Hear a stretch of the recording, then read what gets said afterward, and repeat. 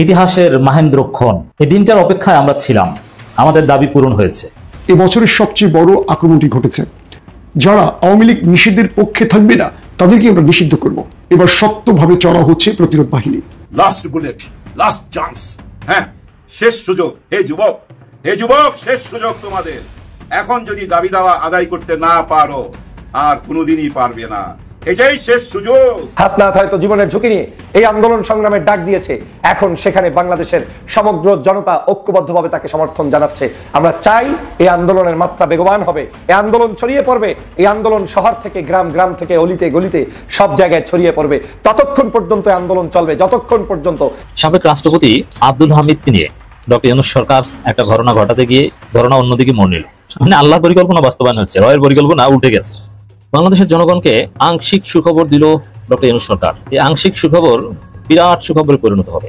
গণবিক্ষোভের মুখে বাসভবন ছেড়ে পালিয়েছেন প্রেসিডেন্টের ভবনে ঢুকে পড়েছে বিক্ষুব্ধ জনতা। প্রেসিডেন্টের বাসভবনে ঢুকে পড়েছেন বিক্ষোভকারীরা। সরকারি বাসভবন ছেড়ে পালিয়েছেন প্রেসিডেন্ট। এটা বিএনপিকে স্পষ্ট করতে হবে আজকের ভিতরেই। আর যদি বিএনপিতে স্পষ্ট না করে মুখে কুলুপ দিয়ে থাকে তাহলে বুঝতে হবে বিএনপিতে তোলপাড়, ভয়ে বিএনপি ঘুম হচ্ছে না। দর্শক, খেলা জমছে। বিএনপিকে নিষিদ্ধ ঘোষণা করেছে সরকার। এ সংক্রান্ত গেজেট প্রকাশ করে স্বরাষ্ট্র মন্ত্রণালয়। বিএনপির রাজনীতির কবর রচনা হয়েছে আজকে বাংলাদেশে। বিএনপির জন্য বিশাল দুঃসংবাদ। আজকে রাত নামলেই ভারতের কাপাকাপি শুরু হয়ে যাচ্ছে। সর্বশেষ যে খবর তারা দিয়েছে, আনন্দবাজার পত্রিকায় উঠেছে যে অন্ধকার নামতেই পাকিস্তানের গোলাবর্ষণ উরি এবং পুঞ্চে, জম্মু বিমানবন্দরে সাইরেন, ব্ল্যাকআউট হরিয়ানাতেও। আসসালামু আলাইকুম দর্শক শ্রোতা, নতুন একটা ভিডিওতে জানাচ্ছি আপনাদের স্বাগত। এইমাত্র পাওয়া তাজা এবং গরম খবর।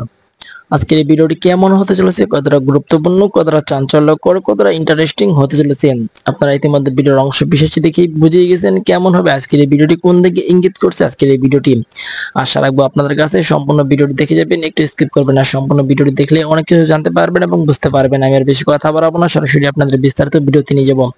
তার আগে একটা রিকোয়েস্ট করবো, যারা এরকম ভিডিও দেখতে পছন্দ করেন এই চ্যানেলটি সাবস্ক্রাইব করে পাশে থাকা বেল আইকনটি বাজিয়ে রাখবেন। ইতিমধ্যে যারা এই চ্যানেলটি সাবস্ক্রাইব করে দিয়েছেন তাদের জানাচ্ছি অসংখ্য ধন্যবাদ। দর্শক শ্রোতা, চলুন তাহলে এই ভিডিওতে লাইক করে দিয়ে আমরা বিস্তারিত ভিডিওগুলো মোবাইলের স্ক্রিন থেকে ধারাবাহিকভাবে একের পর এক দেখে আসি। বাধ্য হচ্ছি ডক্টর আসিফ নজরুলকে উদ্দেশ্য করে এই কথাগুলো বলতে, যে তার কারণেই বাংলাদেশের আওয়ামী লীগ এখন পর্যন্ত নিষিদ্ধ হচ্ছে না। যদি এই কথাটা আমার ভুল হয় আপনারা সংশোধন করে দিবেন। কেন আমি এই কথাটা বলছি? ডক্টর আসিফ নজরুল সাহেব যে আদর্শ লালন করেন, যে মত লালন করেন, যে চিন্তা লালন করেন, এই চিন্তা দিয়ে বাংলাদেশের মানুষের রাজনীতিতে আপনি স্থান করে নিতে পারবেন না। আপনি নিশ্চয়ই জানেন যে আপনাকে বাংলাদেশের মানুষরা দায়িত্ব দিয়েছে একজন বাংলাদেশের জুলাই বিপ্লবের পরে উপদেষ্টা হিসাবে। আপনাকে দায়িত্ব দিয়েছে বাংলাদেশের জনগণের চাহিদাটা পূরণ করার জন্য। আপনারা নিশ্চয়ই জানেন যে বাংলাদেশের সংসদ নাই, চেয়ারম্যান নাই, মন্ত্রী নাই, এমপি নাই, কিচ্ছু নাই। তার মানে এটার প্রমাণ হয় যে আমাদের এমপি মন্ত্রী এখন জরুরি না, আমাদের চেয়ারম্যান থাকা এখন জরুরি না। আমাদের জরুরি হচ্ছে এই মুহূর্তের জন্য এমার্জেন্সি যে বিষয়, সেটা অত্যন্ত গুরুত্বপূর্ণ। আজকে আসিফ নজরুল সাহেবের একটি পোস্ট দেখলাম, তিনি উল্লেখ করার চেষ্টা করছেন যে কেউ তাকে অভিযোগ দিচ্ছে যে তার ব্যাপারে সন্দেহ পোষণ করছে তিনি এই কাজটি, তিনি যে এই আওয়ামী লীগকে নিষিদ্ধ করায় সহযোগিতা করছেন না, কিংবা তার যে পূর্বের একটি ভিডিও ভাইরাল হয়েছে সে ব্যাপারে উনি মতামত প্রকাশ করতে গিয়ে বলেছেন যে এটা ওনার দায়িত্বের মধ্যে পড়ে না। আপনাকে দায়িত্ব কে দিয়েছে যে আইন মন্ত্রণালয়ের ওই আওয়ামী লীগের 5 বছর 16 বছরের মতো আইনগুলো আপনাকে আপনার মতো করে চালানোর জন্য কেউ দায়িত্ব দিয়েছে? এইখানে কি রেজওয়ানা সাহেবকে কেউ দায়িত্ব দিয়েছে পরিবেশ ঠিক করার আর এয়ারপোর্টের আপনার কি বলে হুইসেল ঠিক করার জন্য? আপনাদেরকে দায়িত্ব দেওয়া হয়েছে জুলাই বিপ্লবের রক্তের উপরে ভিত্তি করে। আমরা এই জুলাই বিপ্লবের জন্য আন্দোলন করেছি দেশে বিদেশে, আমরা আমাদের জীবনের ঝুঁকি নিয়ে লড়াই করেছি, সংগ্রাম করেছি। আপনাদেরকে দায়িত্ব দেওয়া হয়েছে শুধুমাত্র এই আওয়ামী লীগকে নিষিদ্ধ করার জন্যই। যদি এই আদর্শ বিশ্বাস না করেন, যদি এটার উপরে আপনার আস্থা না থাকে, তাহলে আপনার পদত্যাগ করা উচিত, বেইমানি করা উচিত নয়। আপনাদের একজন উপদেষ্টাকেও এখানে দায়িত্ব দেওয়া হয় নাই যে আপনি ওই রাস্তার পানি কেমন কালার হবে, কোন জায়গায় কোন ময়লা ফেলাবেন, কোথায় কোন হবে, এয়ারপোর্টের মধ্যে আপনার সাউন্ড বাজবে না, আপনি বলবেন এটা নিম্ন আদালতের কাজ, উচ্চ আদালতের কাজ, আর এক মন্ত্রণালয়ের কাজ, এটা আমার না। এত কৈফিয়ত আপনাদের কাছে কেউ চায় না। আপনাদেরকে এখানে বসানো হয়েছে বাংলাদেশের মানুষের মূল্যবোধ বোঝানোর জন্য। আসিফ নজরুল সাহেব, আমি বহুবার আপনাকে সমর্থন করে এই দেশের স্বার্থে, জাতীয় স্বার্থে বহু টকশো করেছি, কিন্তু আজ বাধ্য হলাম আপনার স্ট্যাটাস দেখে, যখন নিজে ভুল পথে আছেন তারপরে আবার নিজে আবার সেই ভিডিও পোস্ট করে বুঝাতে চাচ্ছেন যে আপনি সহি, আপনি সঠিক কাজ করছেন। এত বুদ্ধিজীবী আমাদের দরকার নাই, এত আওয়ামী প্রেমিক আমাদের দরকার নাই, এত সুশীল টুশীল আমরা করি না, আমাদের এগুলো কোনো টাইম নাই। আমরা জনগণ 5ই আগস্টের যে জুলাই বিপ্লব হয়েছে, এই জুলাই বিপ্লবের মূল চেতনা হচ্ছে আওয়ামী লীগকে নিষিদ্ধ করতে হবে। আপনারা আইন কানুন দেখেন, ওই মার্কা পায় না একটা দল জামাত ইসলাম, ওই জায়গায় গিয়ে আপনি দেখেন আইন, আর একজন ওই এটিএম আজহারুল ইসলাম এখন পর্যন্ত মুক্তি পায় না, ওইখানে দেখান আইন। চরমনার পিসে মেয়র হয় না, ওইখানে দেখান আইন। আর এইদিকে আওয়ামী লীগকে নিষিদ্ধ করা লাগবে, ওই সময় দেখান আইন। এইসব ভাওতাবাজি ধান্দাবাজি করার জন্য আপনাদেরকে এখানে কেউ বসায় নাই। আপনারা এখানে বসেছেন, স্টেট ফরওয়ার্ড বলে দিচ্ছি, আপনি এই চেয়ারে বসেছেন আমাদের বাংলাদেশের জুলাই বিপ্লবকে ধারণ করে। জুলাইয়ের যে গণঅভ্যুত্থান হয়েছে, বিপ্লব হয়েছে, সেই বিপ্লবকে বাস্তবায়নের জন্য বসানো হয়েছে। নাম কাস্তে আপনাদেরকে একটা পদ দেওয়া লাগে, তাই পদ।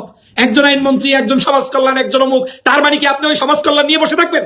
যদি তাই হয় তাহলে তো আমরা নির্বাচন দিয়ে যে কোনো মুহূর্তে সমাজ কল্যাণ মন্ত্রী বানিয়ে দিতে পারি, এমপি বানিয়ে দিতে পারি, চেয়ারম্যান বানিয়ে দিতে পারি। আমরা তা কেন করছি না? আমরা করছি না যে আপনাদের মাধ্যমে এখন এই সংস্কারগুলো করা জরুরি। ধান্দাবাজি করবেন অন্তত বাংলাদেশের এই সচেতন নাগরিকদের সাথে করবেন না।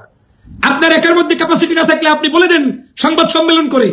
এমন কিছু ভাব নেন, মনে হয় যেন আপনারা বাংলাদেশের অনেক কিছু হয়ে গিয়েছেন। কিচ্ছু হন নাই। জনগণের ভালোবাসা না থাকলে জিরো হয়ে যাবেন, শূন্য হয়ে যাবেন। যেদিন দায়িত্ব ছাড়বেন, কোন সাধারণ নাগরিক আপনাদের দিকে একটু থুথুও নিক্ষেপ করবে না। এটা বাংলাদেশ। আপনি দুই দিক তাকিয়ে থাকিয়েন না, দুই কুল রক্ষা করার চেষ্টা করিয়েন না। আপনার হাতে আওয়ামী লীগকে নিষিদ্ধ করার জন্য যে ক্ষমতা, আপনি সেটা করবেন। আপনি উপদেষ্টা পরিষদকে ইনফ্লুয়েন্স করবেন। ক্ষমতায় আসার আগে মিষ্টি মিষ্টি কথা, গল্পবাদ, সবকিছু একেবারে এই করে দেব, সেই করে দেব। আওয়ামী লীগকে মনে এখন পর্যন্ত জাতীয় পার্টি ঘুরে বেড়াচ্ছে। আমি আপনার অফিসে একদিন সাক্ষাৎ করতে গিয়েছিলাম, কোনোদিন আপনার কোনো বিহেভিয়ার মন্তব্য করে জাতির সামনে বলিনি। ওদিনও আপনার অফিসে জাতীয় পার্টির লোকদেরকে আমি নিজ চোখে দেখে এসেছিলাম। কোনোদিন বলিনি দেশের স্বার্থে যে আপনাদের কাছে সবাই যাবে, যাক না। কিন্তু এখন পর্যন্ত এই সরকারকে যারা হুমকি দেয়, তারা ক্ষমতায় থাকছে আরাম এসে, আর আপনারা রাতের অন্ধকারে আপনি পাঠিয়ে দিচ্ছেন সাবেক আপনার কি বলে আপনার আব্দুল হামিদকে, আর আপনি বলছেন এটা আমার আইনের মধ্যে পড়ে না। একজন ব্যক্তির ব্যাপারে নিষেধাজ্ঞা থাকলে চলতেই পারে। এত আইন টাইন দেখাইয়েন না মিয়া সাহেব। বাংলাদেশের আপনার চোখের সামনে থেকে একজন সাবেক রাষ্ট্রপতি চলে যাচ্ছে, আর আপনি বলছেন আপনার মধ্যে এটা দায়িত্ব নাই, এটা আপনি দায়িত্বের মধ্যে পড়েন না। তা আপনি কি চক্ষু বন্ধ করে শুয়ে থাকার জন্য আপনাদেরকে এখানে দায়িত্ব দেওয়া হয়েছে নাকি? সবগুলো আপনারা হচ্ছেন চেতনা বিক্রি করে জনগণের সাথে প্রতারণা করছেন, প্রহসন করছেন। কোনো সন্দেহ নাই যে আজকের এই জনগণের যে উদ্দেশ্যে জুলাই বিপ্লব হয়েছে, সব ধ্বংস করা শেষ করে দিয়েছেন। আওয়ামী লীগকে নিষিদ্ধ করবেন আওয়ামী লীগের দোষের কারণে। আমরা তো আওয়ামী লীগের জমি ঠকাইতে আসি নাই, আমরা তো তার শত্রু না। এই আওয়ামী লীগ তার নিজের কর্মের কারণে নিষিদ্ধ হবে। এই আওয়ামী লীগ শেখ হাসিনা নিজ দায়িত্বে পালিয়ে গিয়েছে। তার নেতাকর্মীদের পর্যন্ত একটা ভয়েস রেকর্ড তিনি রেখে যেতে পারেননি। সেই নেতৃত্ব বাংলাদেশে আওয়ামী লীগ করতে পারে না। বিএনপির রাজনীতির কবর রচনা হয়েছে আজকে বাংলাদেশে। বিএনপির জন্য বিশাল দুঃসংবাদ আজকের হাসনাত আব্দুল্লাহ আর ডক্টর শফিকুল ইসলাম মাসুদ, প্রাক্তন ছাত্র শিবিরের কেন্দ্রীয় সভাপতি, বর্তমান ঢাকা মহানগর দক্ষিণ জামাতের সেক্রেটারি। আমরা আজকে দেখতে পেয়েছি ফেসিবাদের বিরুদ্ধে রুখে দাঁড়ানোর জন্য নিজের জীবনকে যারা বাজি রেখেছিলেন 2024 সালের 5ই আগস্ট পর্যন্ত, তারাই আজকে আবার সেই 25 সালে এসে আজকে আমাদেরকে দেখালেন এই মে মাসের মাঝে যে তারাই আসল দেশপ্রেমী, তারাই এই দেশকে রক্ষা করতে পারবে, তারাই এই দেশের কোটি কোটি মানুষের প্রাণ বিজয় করতে পেরেছেন। আপনারা কি পেরেছেন? কোথায় এখন ছাত্র দলের সভাপতি? কোথায় এখন যুব দলের সভাপতি? কোথায় জনাব তারেক রহমান? আপনি 9 মাস যাবৎ কেন বাংলাদেশে যাচ্ছেন না? বাংলাদেশের মানুষের প্রশ্ন, এখন কি হাসিনা আছে? হাসিনা 9 মাস পার করে আজকে 10 মাস চলে। আরে 10 মাসে তো ভাই নতুন বউয়ের ঘরে বাচ্চা পর্যন্ত জন্ম নেয়। বিয়ের পরে 10 মাস সময় লাগে না বাচ্চা জন্ম নিতে। আপনি একটি বাচ্চা জন্ম নেওয়ার বয়স পর্যন্ত লন্ডনে বসে কি খাচ্ছেন? চুইংগাম খাচ্ছেন? আপনি বাংলাদেশ চালাবেন? বাংলাদেশের প্রধানমন্ত্রী আপনি হবেন, নাকি ডক্টর শফিকুল ইসলাম মাসুদ হবে, নাকি ভবিষ্যতে হাসনাত আব্দুল্লাহ হবে? এই হিসাব নিকাশ আজকে ঢাকার মাটিতে বাংলাদেশের মানুষ নিয়েছে। আপনি যে কি হবেন, সেই লাড্ডু হবেন যে, এই বিষয়টা আজকে পরিষ্কার করে দিলেন। বিএনপির কোনো প্রতিনিধি আওয়ামী লীগকে নিষিদ্ধের বিষয়ে কোনো একটা নিম্ন শ্রেণীর নেতা পর্যন্ত সেখানে যান নাই। কি হয়েছে আপনাদের? ভারতের প্রেমে এত পড়ে গেলেন? পাকিস্তান ভারতকে কি উলঙ্গ করতেছে দেখেন না? এই লজ্জা কিভাবে দেখাবেন? মুখ কিভাবে দেখাবেন জনগণের সামনে? আগামী নির্বাচনে দ্রুত গতিতে নির্বাচন হবে, দ্রুতই হবে নির্বাচন, কিন্তু মুখ দেখাতে পারবেন কিনা জনগণের সামনে, এই হিসাব নিকাশ আজকে আপনাদের করতে হবে। আমার এখন ঘৃণা হয় ওই বিএনপির প্রতি, যে বিএনপির জন্য আমরা লড়াই করেছিলাম দীর্ঘ কয়েক বছর যাবৎ। হাসিনারকে পতন পর্যন্ত বিএনপি আমাদের সাথেই ছিলেন। অনলাইন সোশ্যাল মিডিয়া অ্যাক্টিভিস্ট যারা আছেন সবাই বিএনপির পক্ষে। বিএনপি নেতাদেরকে, বিএনপি নেত্রীদেরকে নিয়ে আমরা একযুগে আন্দোলন করেছি। আজকে যেই নেতা নেত্রীরা আমাদের সাথে কথা বলছে তারা এখন ভয়ে আমাদের সাথে লাইভ টক শোতে আসতে পারছে না, কারণ কেন্দ্র থেকে তাদেরকে নিষিদ্ধ করা হয়েছে তারা যেন ভারত বিরোধী কোনো কথা না বলে কোনো লাইভ টক শোতে গিয়ে। তাদেরকে নিষিদ্ধ করা হয়েছে তারা যেন আওয়ামী লীগের বিরুদ্ধে কোনো কথা না বলে লাইভ টক শোতে গিয়ে। যেই কারণে বিএনপির সেই নেতা নেত্রীরা আজকে কুণ্ঠাসা হয়ে ঘরে বসে আছে। আর তারেক রহমান চুইংগাম খাচ্ছে লন্ডনে বসে, নিজের বউকে পাঠিয়েছে যুদ্ধের মাঠে, নিজে যাওয়ার মুরুদ নাই। যদি আপনার এই মুরুদ না থাকে আপনি কিসের প্রধানমন্ত্রী হবেন বাংলাদেশের? এখনো যদি আপনি ভয় পান তাহলে এখন এই 9 মাস আপনি কিসের ভয়ে? আমরা তো গিয়ে আসছি বাংলাদেশে, আমাদের মতো যারা যোদ্ধা ছিল প্রায় সবাই বাংলাদেশে ঘুরে এসেছে। কিসের প্রবলেম এখন বাংলাদেশে? কিসের সমস্যা বাংলাদেশে? কি কারণে তারেক রহমান বাংলাদেশে 9 মাস যাবৎ যাচ্ছে না? প্রথমে কয়েক মাস নাও বলবে যে আমার নামে মামলা আছে, জেলে যেতে হবে। আরে ভাই, যার জেলের ভয় আছে, যার জেল জুলুম সহ্য করার সাহস নাই, সে বাংলাদেশে কিভাবে রাষ্ট্রপ্রধান হবে? কিভাবে নরেন্দ্র মোদীর চোখে চোখ রেখে কথা বলবে? কিভাবে ভারতের সাথে চুক্তি করবে? কিভাবে ভারতকে বাধা দিবে বাংলাদেশের উপর দিয়ে, যাতে করে তারা তাদের 7 সিস্টারে কোনো মালামাল যাত্রী বহন না করে? সেইগুলোর প্রতিবাদ তিনি কিভাবে করবেন? কি যোগ্যতা ওনার আছে? এই যোগ্যতা আজকে জিরোতে গিয়ে দাঁড়িয়েছে 10 মাসে পাড়া দিয়ে।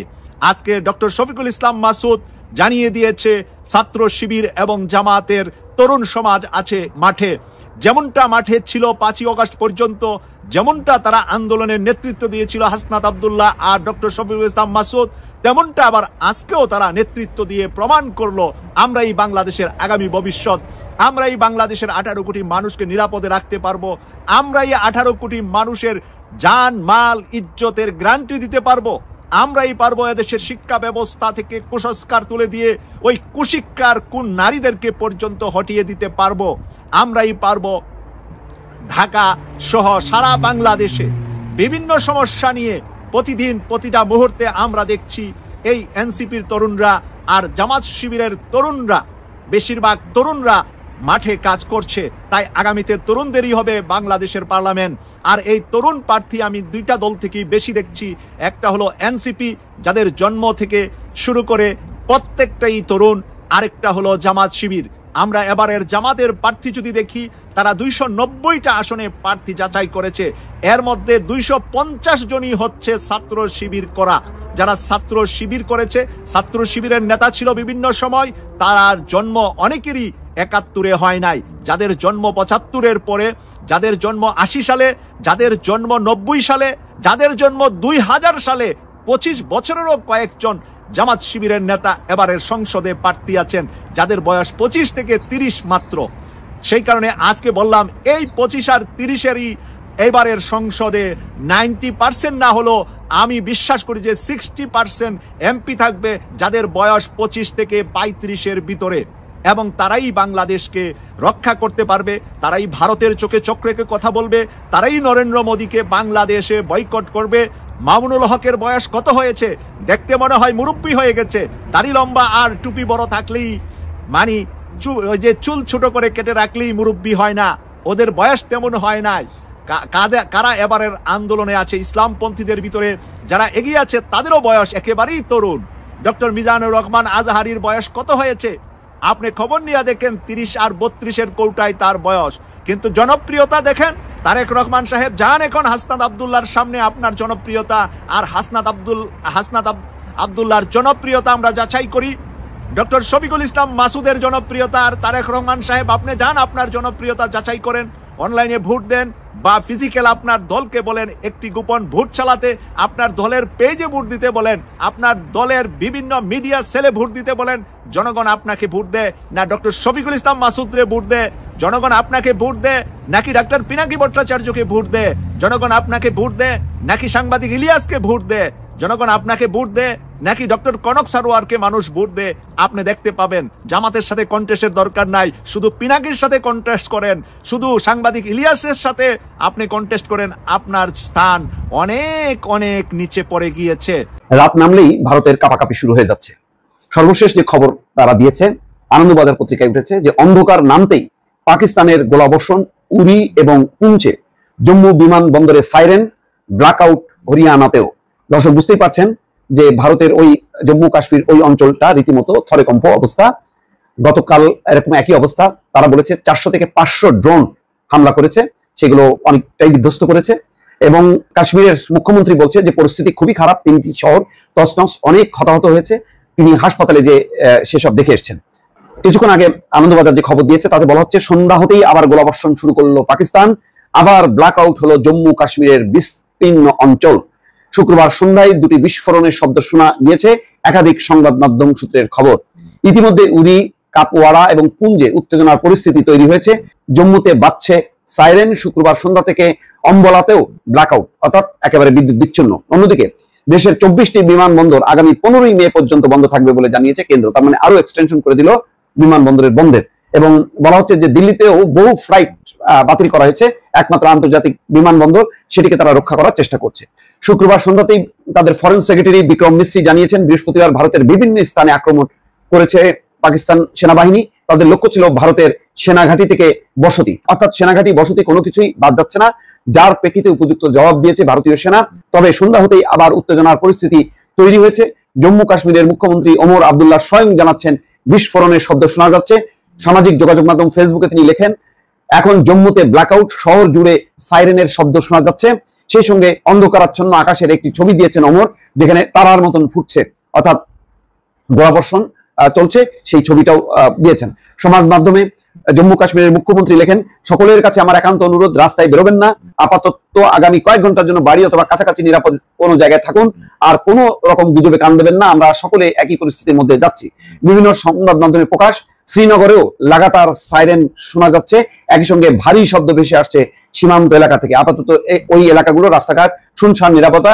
বিভিন্ন সংবাদ মাধ্যমে প্রকাশ, শ্রীনগরেও লাগাতার সাইরেন শোনা যাচ্ছে, একই সঙ্গে ভারী শব্দ ভেসে আসছে সীমান্ত এলাকা থেকে। জম্মু, সাম্বা, পাঠানকোট থেকে পাঞ্জাবের ফিরোজাবাদের আকাশে ড্রোন দেখা গিয়েছে রাতে। ওই অঞ্চলগুলোতে পরপর বিস্ফোরণের শব্দ শোনা গিয়েছে বলে জানিয়েছেন স্থানীয়রা। হরিয়ানার অম্বলাতেও পুরোপুরি ব্ল্যাকআউট করে দেওয়া হয়েছে। চণ্ডীগড়ে দোকান, রেস্তোরাঁ বন্ধ করে দেওয়ার নির্দেশ দেওয়া হয়েছে। যদিও ওষুধের দোকান এবং নিত্য প্রয়োজনীয় জিনিস বিক্রি হয় এমন কিছু দোকান খোলার অনুমতি দিয়েছে প্রশাসন। পুলিশ জানিয়েছে এই নির্দেশ শুক্রবার পর্যন্ত জারি থাকবে, পরে পরিস্থিতি দেখে পরবর্তী নির্দেশ দেওয়া হবে। দর্শক বুঝতেই পারছেন, পুরো বর্ণনাতে যদিও তারা অনেক রেখে রেখে পরিস্থিতি বর্ণনা করছে, কিন্তু এইসব বর্ণনাতেও ফুটে উঠেছে যে ভারতের ওই অংশ, যে অংশ জম্মু কাশ্মীরের লাগোয়া অংশগুলোতে একটি ভয়াবহ পরিস্থিতি, সারাক্ষণ সাইরেন বাজছে এবং সমস্ত অন্ধকারাচ্ছন্ন পরিস্থিতি, বিস্ফোরণের শব্দ শোনা যাচ্ছে। রাতে তারাবাতির মতন মনে হচ্ছে, যেন সেগুলো দেখে মনে হচ্ছে যে কোনো বাজি ফুটছে, কিন্তু আসলে সেগুলো হচ্ছে গোলার শব্দ বা গোলার চিহ্ন, যেগুলি ছোড়া হচ্ছে পাকিস্তান অঞ্চল থেকে, সীমান্ত অঞ্চল থেকে ছুটে আসছে ভারতের ভেতরে। কত ক্ষয়ক্ষতি হয়েছে, কি পরিস্থিতি হয়েছে, দর্শক এখনো পর্যন্ত ভারত প্রকাশ করছে না। তবে কিছু কিছু নানা ঘটনা ঘটলো গতকাল সারাদিন শাহবাগ মোড় অবরোধ করা হলো, এবং সেই শাহবাগ মোড় যেখানে গণজাগরণ মঞ্চ হয়েছিল সেখানে অবরোধ করা হলো এবং সরকারের উপরে চাপ তৈরি করা হলো আগের মতোই, এবং চাপের মাধ্যমে কিছু অর্জন করার চেষ্টা করা হলো। এখন এই অর্জনের যে মূল কারণ ছিল বলে আমি গতকাল বলেছি, সেটা আমি সঠিক মনে করি, কিন্তু সময় যত গড়ালো তাতে বোঝা গেল আরেকটা কারণ আছে। মূল কারণটা এটা তো বটেই, এনসিপি বা গণঅভ্যুত্থানে জড়িত ছাত্রদের একাংশ, ছাত্ররা বলে ফেলি আমরা, which is not at all correct. অনেক ছাত্র ছিল, প্রত্যেক ছাত্ররা নিজ নিজ জায়গায় ফিরে গেছে। ছাত্র দলের ছাত্ররা ছাত্র দলে ফিরে গেছে, ছাত্র শিবিরে ফিরে গেছে, তাদের নিজস্ব রাজনীতি আছে। প্রাইভেট ইউনিভার্সিটিদের স্টুডেন্টদেরকে তো একেবারে এক্সক্লুড করা হলো, আর একেবারে যারা কোনো রকম কোনো দল করে না তারা তাদের লেখাপড়ায় ফিরে গেছে। তো ছাত্রদের একটা ক্ষুদ্র অংশ যারা এনসিপিতে গেছে বা এখনও তাদের দু একটা সংগঠনের সাথে জড়িত আছে, তাদের ক্ষমতা বৃদ্ধি করা, ক্ষমতা দেখানোর চেষ্টা, সেটাই প্রধান কারণ। দীর্ঘদিন থেকে তারা পলিটিক্যালি খুবই ম্রিয়মান হতে শুরু করেছেন, এবং তাদের সেই ম্রিয়মান পরিস্থিতি থেকে এটা খানিকটা বাঁচিয়ে তুলতে পারে সেটা তারা মনে করেছেন। মনে করার কারণ আছে, অনেক কিছুতে ফেল করে তারা একটা বিজয় চাইছেন, এবং এই বিজয় শুধু তারা না, তাদেরকে বুদ্ধি পরামর্শ দেন, তাদের সাথে জড়িত আছেন। এটা আমি কিছু জেনে বলছি না, কিছু কিছু মানুষজন আছেন যাদের বক্তব্য, যাদের মানে সেটা যে কোনো ফর্মে আমাদের সামনে আসুক না কেন, তাতে বোঝা যায় যে তারা লাইন অ্যাটলিস্ট চিন্তাগত দিক থেকে, টেকনিক্যালি যদি আমরা কারেক্ট থাকতে চাই। যাই হোক, সেটার চাইতেও এখন আরেকটা উদ্দেশ্য বেরিয়ে এসছে এরপর, সেটা হচ্ছে বিএনপিকে বিপদে ফেলা। পলিটিক্সের খেলা, এগুলো পলিটিক্সে খেলা হয় এবং খুব ব্রুটাল খেলা হয় কখনো কখনো। বিএনপিকে বিপদে ফেলা ব্যাপারটা কীরকম আমরা গতকাল খেয়াল করছি, ক্রমাগত বিএনপিকে ডাকা হচ্ছে। জনাব সার্জিস আলম সমাবেশ স্থল থেকে ঐক্যবদ্ধ এই শাহবাগ বিএনপিকে এক্সপেক্ট করছে বলে বলছেন, এর বাইরে বেগম খালেদা জিয়ার প্রতি আহ্বান জানানো হয়েছে। দেশ থেকে বিদেশ থেকে গুরুত্বপূর্ণ লোকজন বেগম খালেদা জিয়া ওখানে যাবেন, সলিডারিটি প্রকাশ করবেন, সেটা ডাকার চেষ্টা করা হচ্ছে। এর মধ্যে কর্মসূচি দেওয়া হয়েছে আগামীকাল 3টায়, আজ 3টায় তারা সমাবেশ করবেন এবং সারা দেশে কর্মসূচি করবেন, এরকম বক্তব্য দিয়েছেন। আমরা বিএনপিকে বিপদে ফেলার চেষ্টা এবং সেটাই বিএনপি কি করতে পারে সেটা নিয়ে আলাপ করব, কিন্তু তার আগে একটা খুবই ইন্টারেস্টিং ফাইন্ডিং আছে। গতকাল তারা 3 দফা দাবি দিয়েছেন, দাবিগুলো আমি একটু পড়ি এবং খুবই ইন্টারেস্টিং লেগেছে আমার কাছে যে তারা যথেষ্ট বিচার বিবেচনা এবং চিন্তা করে দাবি জানাচ্ছেন কিনা। জনাব হাসনাত আব্দুল্লাহ গতকাল এই সমাবেশে বলেছেন, জমায়েতে বলেছেন, আওয়ামী লীগ যত সহযোগী সংগঠন রয়েছে সকল সংগঠন সহ আওয়ামী লীগ সংগঠন হিসাবে নিষিদ্ধ করতে হবে। দ্বিতীয় দফা দাবি হচ্ছে আন্তর্জাতিক অপরাধ ট্রাইব্যুনাল আইনে আওয়ামী লীগের দলগত বিচারের বিধান যুক্ত করতে হবে।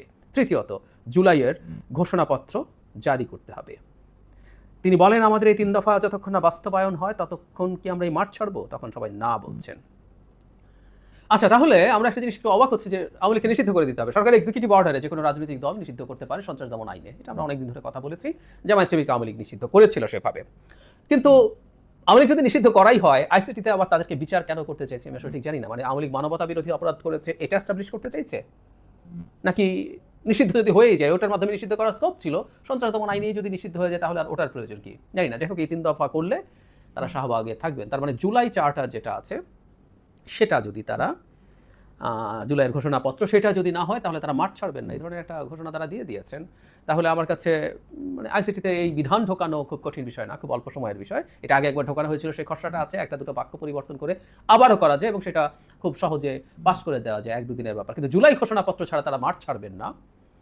জুলাই ঘোষণাপত্র নিয়ে কিছু আলোচনা হয়েছিল কিন্তু সেটা খুব একটা কন্টিনিউ করেনি এবং অনেক ক্ষেত্রে এই দলগুলোর বিভিন্ন রকম মতদ্বৈততা ছিল, সেটা বেশ কিছুদিন লেগে যেতে পারে। তার মানে কি তারা শাহবাগের মতো এটা সেই শাহবাগ বলতে আমি সেটা বলেছি, এখন তো 2টো শাহবাগ হয়েছে এভাবে বলতে হবে ভবিষ্যতের ইতিহাসে, জানি না এটা আদৌ সেটার কাছাকাছি কিছু হতে পারে কিনা। যাই হোক, তারা দেখা যাক কতদিন থাকতে পারেন, কিভাবে থাকতে পারেন।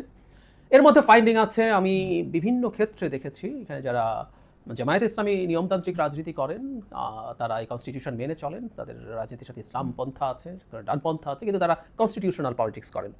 কিন্তু কনস্টিটিউশনাল পলিটিক্স ডেমোক্রেসি দেখতে পারে না, খেলাফত চায়, এই ধরনের সংগঠনগুলো সেখানে হাজির হয়েছে আওয়ামী লীগ নিষিদ্ধের দাবিতে। ইন্টারেস্টিং, আওয়ামী লীগকে ফ্যাসিস্ট বলা হয়, তারা যারা এখানে আসছেন যারা তাদের মতবাদও চাপিয়ে দিতে চান গায়ের জোরে তারাও আছেন, তারা আওয়ামী লীগের নিষিদ্ধতা চাইছেন ফ্যাসিবাদের দায়ে। যাই হোক, বিএনপির ব্যাপারে কথা বলছিলাম, বিএনপিকে তারা যেভাবে বিপদে ফেলার চেষ্টা করছেন সেটা সম্ভবত আমরা বুঝতে পারছি। সেটা হলো বিএনপি এইখানে যাচ্ছে না, বিএনপি আওয়ামী লীগের নিষিদ্ধ করার দাবিতে শাহবাগে যাচ্ছে না, সুতরাং বিএনপি আওয়ামী লীগের দোষর, এই ন্যারেটিভ চালিয়ে দেওয়ার চেষ্টা হতে পারে। এবং আওয়ামী লীগের সাথে যেহেতু ভারতের খুব গুরুত্বপূর্ণ যোগাযোগ এবং সম্পর্ক আছে, তাই বিএনপি যদি না যায় বিএনপিকে ভারতের দোসর বা দালাল হিসাবেও অ্যাস্টাবলিশ করা যেতে পারে, এই ফ্রেমিংটারই চেষ্টা হচ্ছে। এবং রীতিমতো বেগম খালেদা জিয়াকে ডাকা হচ্ছে, কারণ এই মুহূর্তে বাংলাদেশের রাজনীতিতে সবচেয়ে রেসপেক্টেড মানুষ বেগম খালেদা জিয়া, তাকেও স্টিগমাটাইজ করা হচ্ছে খুবই হারুন কতগুলো ভাষা দিয়ে, কিন্তু আসলে উদ্দেশ্য হচ্ছে তাকেও স্টিগমাটাইজ করা। কারণ খালেদা জিয়াকে আমরা ডেকেছিলাম কিন্তু তিনিও আওয়ামী লীগের বিচার চান নাই, তিনিও আসেন নাই, সুতরাং তিনিও কত খারাপ এটাই আসবে ভবিষ্যতে। এটা মুখে না বলা হলেও এই জিনিসগুলোই মানুষের সামনে এস্টাবলিশ করা, না হলে বেগম খালেদা জিয়াকে আলাদাভাবে ডাকার কোনো কারণ ছিল না, তাকেও এনারা স্টিগমাটাইজ করতে চান। এখন বিএনপি এটার জবাব দিয়েছে, জনাব মঈন খান এই ব্যাপারে কথা বলেছেন। তিনি বলেন আওয়ামী লীগ নিষিদ্ধ হবে কিনা তা বিএনপি না, জনগণ ঠিক করবে। তিনি বলেন যেসব রাজনৈতিক দল আওয়ামী লীগ নিষিদ্ধের কথা বলছে তারা তাদের বক্তব্যে বলেছে, কাজে বিএনপি হিসেবে তো আমরা এই সিদ্ধান্ত নেওয়ার মালিক নই। আমাদের মহাসচিব ইতিমধ্যে বলেছেন এটা জনগণের সিদ্ধান্তের বিষয়, জনগণ সিদ্ধান্ত নেবে ইত্যাদি ইত্যাদি। তারপর তিনি বলছেন এটা সরকারই করে দিতে পারে, এটা আমি মানে তিনি বলেছেন নির্বাচন কমিশন এবং সরকার সিদ্ধান্ত নিতে পারে। আসলে আওয়ামী লীগ নিষিদ্ধের মানে একটা রাজনৈতিক দল নিষিদ্ধ করা, নিবন্ধন বাতিল করতে পারে নির্বাচন কমিশন, আমরা একটু জেনে রাখবো। প্রায় বলা হয় যে নির্বাচন কমিশন নিষিদ্ধ করতে পারে, আমি যতদূর জানি নির্বাচন কমিশন সেটা পারে না। নির্বাচন কমিশন রাজনৈতিক দলের নিবন্ধন বাতিল করতে পারে তার কতগুলো ক্রাইটেরিয়া যদি ফুলফিল সে না করে, সেক্ষেত্রে আওয়ামী লীগ দল হিসেবে থেকে যাবে, কিন্তু সে নৌকা প্রতীক নিয়ে নির্বাচনে অংশগ্রহণ করতে পারবে না। দল নিষিদ্ধ করার কাজ আসলে সরকারের। যাই হোক, বিএনপি তার এক ধরনের অবস্থান জানিয়েছে এবং এটা আমি ধারণা করি অনেকেরই ভালো লাগবে না। এখন সত্যিকার অর্থে বিএনপির জন্য অ্যাপারেন্টলি একটা বেশ বড় চ্যালেঞ্জ তৈরি হয়েছে, কারণ আমি চারপাশে দেখেছি আওয়ামী লীগ নিষিদ্ধকরণ একটা খুবই পপুলার দাবি যে সবসময় সঠিক হবে তা না, আমি এটাকে সঠিক দাবি না সেটাও বলছি না, কিন্তু পপুলার হলেই যে সঠিক দাবি হবে নট নেসেসারিলি। 2013 সালে গণজাগরণ মঞ্চ যখন হয়েছে জামায়াত শিবির ছাড়া, যেহেতু তাদের উপরে এটার সেই সময়কার মানে যুদ্ধাপরাধ এবং মানবতা বিরোধী অপরাধের বিচার চলছিল, তাদের এটা ভাল লাগেনি। কিন্তু ইনিশিয়ালি আমি আমার চারপাশে প্রচুর মানুষকে দেখেছি এটার পক্ষে দাঁড়াতে, প্রচুর মানুষকে, অসংখ্য মানুষকে। ঢাকা শহর ওই জায়গা ওই সময় পিকনিকের মতো দেখার জন্য যেত, এমন না যে সেটার প্রতি নেগেটিভ অ্যাটিটিউড নিয়ে যেত, পজিটিভ অ্যাটিটিউড নিয়ে যেত। কিন্তু সেই শাহবাগ আদতে কি করেছিল সেটা আমরা পরবর্তীতে দেখেছি। সুতরাং পপুলার কিছু ডাজন্ট নেসেসারিলি মিন সেটা সত্য এবং সঠিক। আমি আবার বলছি, পপুলার কিছু মানেই সত্য এবং সঠিক না, but it's a popular issue, কোনো সন্দেহ নাই, কোনো সন্দেহ নাই। আমি বহুবার বলেছি, এর আগেও বলেছি, আমরা যখন ঠান্ডা মাথায় মানুষ খুন করতে শুরু করলাম, এটা বিএনপির সময় শুরু হয়েছিল, বিএনপির ১/৬ সরকারের সময়, ভীষণ পপুলার ছিল। এটা একটা অসভ্যতা, এটা একটা বর্বরতা। এই দেশের প্রতিটা মানুষও যদি এক্সট্রা জুডিশিয়াল কিলিং চায়, আমি তারপরও একমাত্র মানুষ হিসাবেও বলবো, এটা টেকনিক্যালি বলছি, এটা অসভ্যতা। আমি আওয়ামী লীগ নিষিদ্ধকরণকে ঠিক সেভাবে দেখাতে চাই না, কিন্তু আমি এটুকু বলতে চাইছি যে পপুলার হলেই সেটা সঠিক হবেই, এটা সরিয়ে রাখি আমরা। কিন্তু বিএনপি তো পপুলার পলিটিক্স করে, বিএনপি নির্বাচন করবে, সে নির্বাচন করতে চায়, সুতরাং তার পপুলারিটির ব্যাপারটা আসলে একটু দেখা দরকার আছে। ফলে আওয়ামী লীগ নিষিদ্ধকরণ যেহেতু একটা পপুলার দাবি, এটা আমি দেখেছি সমাজের বিভিন্ন শ্রেণী পেশার মানুষ একেবারে টপ টু বটম আওয়ামী লীগের নিষিদ্ধতা চায়। কারণ আওয়ামী লীগ এই পরিমাণ অত্যাচার নির্যাতন করেছে, মানুষের উপরে এত বেশি সমস্যা তৈরি করেছে, নিদেন পক্ষে মানুষ যারা ভোট দিতে চায় তার ভোট দেওয়ার অধিকার সে পায়নি বলে দেখেছে। গরিব মানুষ অত কিছু বোঝে না, জিনিসপত্র এত দাম কেন আওয়ামী লীগের লুটের কারণ হয়েছে এত ইন্টারপ্রিট করতে পারে না, হয়তো সরাসরি অনেক কিছুতে গায়েফোয়া হয়ে গিয়েছিল, কিন্তু এই যে ভোট দিতে পারি না, আমার এজেন্সি নাই স্টেটে, এগুলো মানুষকে চরমভাবে ক্ষুব্ধ করেছিল। তো সেই প্রেক্ষাপটে আমরা যদি চিন্তা করি, এই পপুলার দাবিতে যখন বিএনপি রেসপন্ড করবে না, এটা একটা বড় অস্ত্র হবে বিএনপির বিরুদ্ধে। যারা রাজনীতি করছে তাদের, যারা রাজনীতি শুধু না, আমি এই জায়গাটায় আসবো, রাজনীতি যারা করছেন সেটাই ঠিক আছে, আমি এই রাজনীতি খেলা হিসেবে মেনে নিতে প্রস্তুত আছি, কিন্তু এর মধ্যে অন্যরকম চিন্তা বা খোয়াব আছে কারো কারো, আমি সেই জায়গায় বলবো। এখন বিএনপি কি করতে পারে? যারা মঈন যা বলেছেন, বিএনপি তো আসলে এনসিপির রাজনীতি করে না, কেউ বলবে এটা এনসিপি করে নাই। যারা হাসনাত আব্দুল্লাহ ডাক দিয়ে গেছেন, এনসিপির সবচেয়ে সিগনিফিক্যান্ট মানুষদের একজন, তিনি ডাক দিয়েছেন, গিয়ে আরো অন্যরা ছিল, জামায়াত তার মিছিল নিয়ে গেছে, এরকম বিভিন্ন সংগঠন ভাগ ভাগ হয়ে শাহবাগে বসেছেন, স্লোগান দিয়েছেন, ব্যানার হয়তো কেউ ইউজ করেন, আবার অনেকে করেছেনও, দলের পক্ষে স্লোগান দিয়েছেন। সো এই অ্যারেঞ্জ করা জায়গায় বিএনপির পলিটিক্যাল হিসাব নিকাশ তো থাকবে, সে কেন যাবে? সেখানে যাওয়া মানে এনসিপির একটা বা এর সাথে জড়িত আরও কিছু মানুষজনের একটা জমায়েতে যাওয়া, প্রচুর ইসলামিস্টের জামায়াতে যাওয়া। আমি ইসলামিস্টদেরকে প্রবলেমের জায়গা মনে করছি না, গুরুত্বপূর্ণ হচ্ছে এক ধরনের গায়ের জোরে চাপিয়ে দেওয়া গণতন্ত্র বিরোধী যে ইসলামিস্ট আছে তাদের জায়গায় একসাথে হওয়া, সেটা নিয়ে প্রশ্ন আছে। তার চাইতেও জরুরি কথা আমরা টেকনিক্যালি ধরে নেই, বেগম খালেদা জিয়ার নেতৃত্বে বিএনপির একটা প্রতিনিধি দল সর্বোচ্চ পর্যায়ে গেল, বা বেগম খালেদা জিয়া গেল না, পরের দিকের কেউ গেল, এটা ইটসেলফও এনসিপি বিজয় হিসাবে উদযাপন করবে, অন্য দলগুলো বিজয় হিসাবে, জামায়াত বিজয় হিসাবে উদযাপন করবে যে তাদের চাপে বিএনপিকে শেষ পর্যন্ত আসতে হয়েছে। সুতরাং বিএনপি যদি এখন যায় এখানে, এই কাজটা বিএনপি নিজে করলে একটা কথা ছিল, বিএনপি যদি এখন যায় এখানে, এতে বিএনপির কোনো পলিটিক্যাল গেইন নেই আসলে, আমি মনে করি। কারণ এখন হবে কি, তাদের চাপে, তাদের বক্তব্যে বিএনপি বাধ্য হয়েছে এখানে আসতে, এবং অন্যরা ক্রেডিট নেবে, দেখো আমরা বিএনপিকে আসতে বাধ্য করতে পেরেছি। বিএনপি এটা কি করবে আমি জানি না, বিএনপির জায়গা থেকে পলিটিক্যালি সম্ভবত এই জিনিসটা সঠিক হবে না। বিএনপি সম্ভবত এটা ভাবছে বা এটা ভাবতেই পারে, সেটা হচ্ছে আওয়ামী লীগের নিষিদ্ধতার ব্যাপারে বিএনপি কোনোদিন প্রতিবাদ করেনি।